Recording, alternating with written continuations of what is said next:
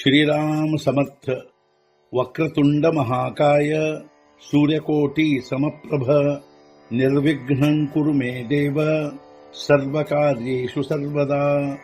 गुरुर्ब्रह्मा गुरुर्विष्णुः गुरुर्देवो महेश्वरः गुरुः साक्षात् परब्रह्म तस्मै श्री गुरवे नमः.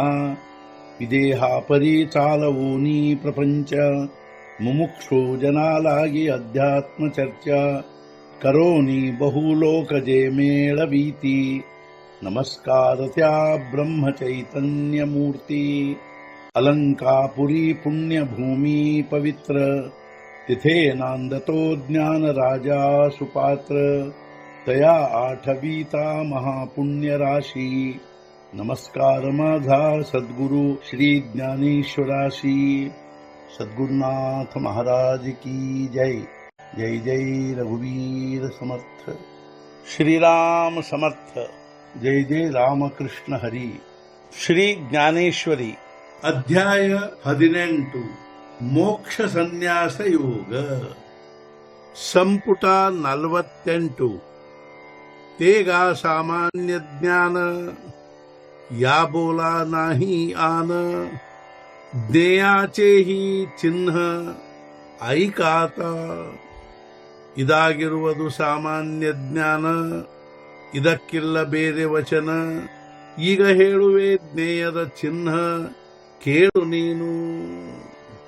ಇದು ಸಾಮಾನ್ಯ ಜ್ಞಾನವಾಗಿರುವುದು, ಇದಕ್ಕೆ ಬೇರೆ ಶಬ್ದವೇ ಇರುವುದಿಲ್ಲ.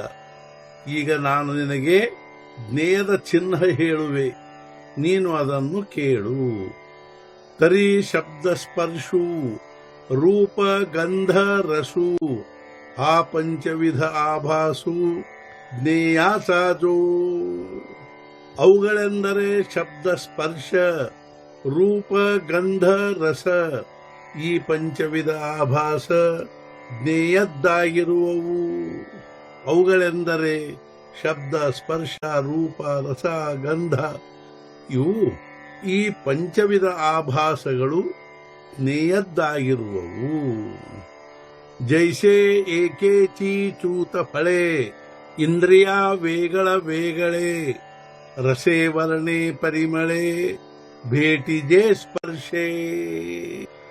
ಒಂದೇ ಮಾವಿನ ಹಣ್ಣಿನಿಂದ ಇಂದ್ರಿಯಗಳಿಗೆ ಬೇರೆ ಬೇರೆಯಾದ ಶಬ್ದ ರಸ ಬಣ್ಣ ಪರಿಮಳ ಹಾಗೂ ಸ್ಪರ್ಶದ ಅನುಭವ ಬರುವುದು.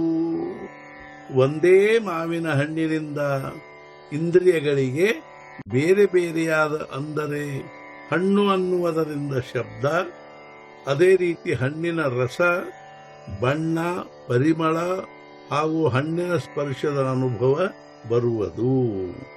ತೈಸೆ ಜ್ಞೇಯತರಿ ಏಕ ಸರೆ ಪರಿಜ್ಞಾನ ಇಂದ್ರಿಯ ದ್ವಾರೆ. घे ಮಣೋನಿ ಪ್ರಕಾರೆ ಪಾಚೆ ಜಾಲೆ. ಅದರಂತೆ ಜ್ಞೇಯವಾದರೂ ಒಂದೇ ಪ್ರಕಾರವು, ಆದರೆ ಜ್ಞಾನವಾಗುವುದು ಇಂದ್ರಿಯ ಮೂಲಕವೂ. ಅನುಭವಕ್ಕೆಂದು ಪ್ರಕಾರವು ಐದಾಗಿರುವವು.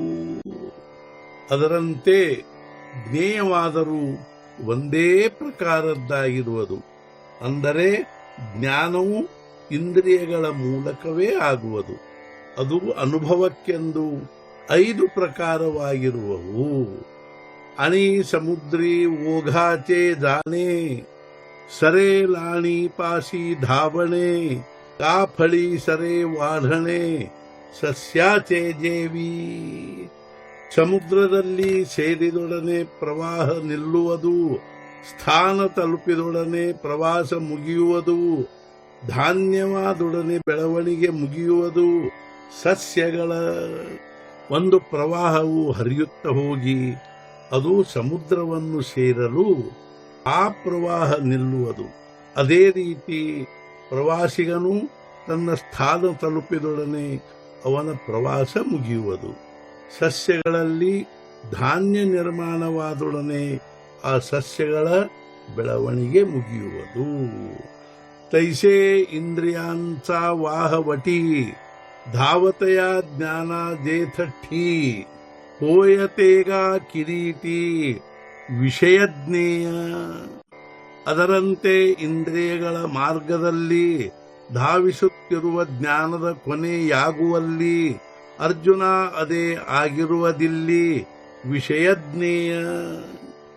ಹೇ ಅರ್ಜುನ, ಅದರಂತೆ ಇಂದ್ರಿಯಗಳ ಮಾರ್ಗದಲ್ಲಿ ಧಾವಿಸುತ್ತಿರುವ ಜ್ಞಾನದ ಕೊನೆ ಎಲ್ಲಿ ಆಗುವುದು ಅಲ್ಲಿ ಅದೇ ವಿಷಯವೆಂಬ ಜ್ಞೇಯವಾಗಿರುವುದು.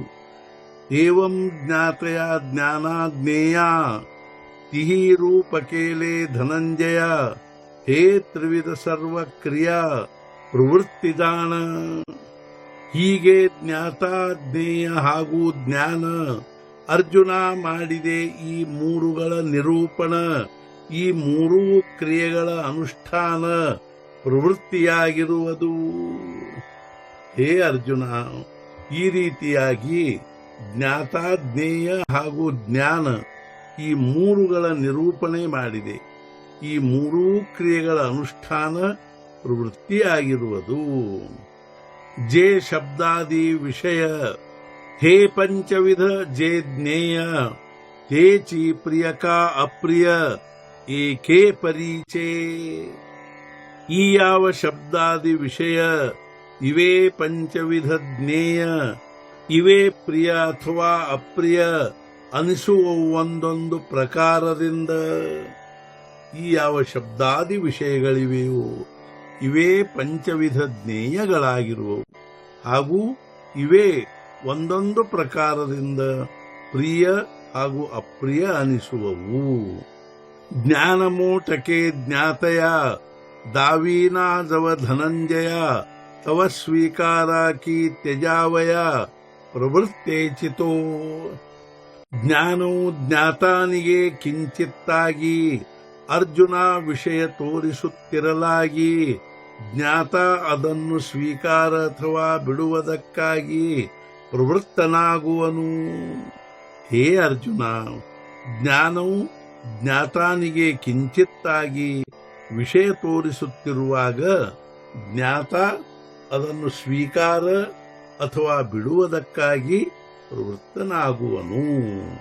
ಪರಿಮೀನಾತೆ ದೇಖೋನಿ ಬಕು ಜೈಸಾ ನಿಧಾನಾತೆ ರಂಕು ಕಾ ಸ್ತ್ರೀ ದೇಖೋನಿ ಕಾಮುಕು ಪ್ರವೃತ್ತಿ ಧರಿ. ಬಗಪಕ್ಷಿ ನೋಡಿ ಮೀನವನ್ನು, ಐಶ್ವರ್ಯ ನೋಡಿ ರಂಕನು, ಅಥವಾ ಕಾಮುಕನು ನೋಡಿ ಸ್ತ್ರೀಯನ್ನು ಪ್ರವೃತ್ತನಾಗುವನು. ಬಕಪಕ್ಷಿಯು ಮೀನವನ್ನು ನೋಡಿ, ರಂಕನು ಅರ್ಥಾತ್ ದರಿದ್ರನು ಐಶ್ವರ್ಯ ನೋಡಿ, ಅಥವಾ ಕಾಮುಕನು ಸ್ತ್ರೀಯನ್ನು ನೋಡಿ ಪ್ರವೃತ್ತನಾಗುವನು. ಸದ್ಗುರುನಾಥ ಮಹಾರಾಜ್ ಕಿ ಜೈ. ಜೈ ಜೈ ರಘುವೀರ ಸಮರ್ಥ. ಶ್ರೀ पंढरीनाथ महाराज की जय. जय जय रघुवीर समर्थ.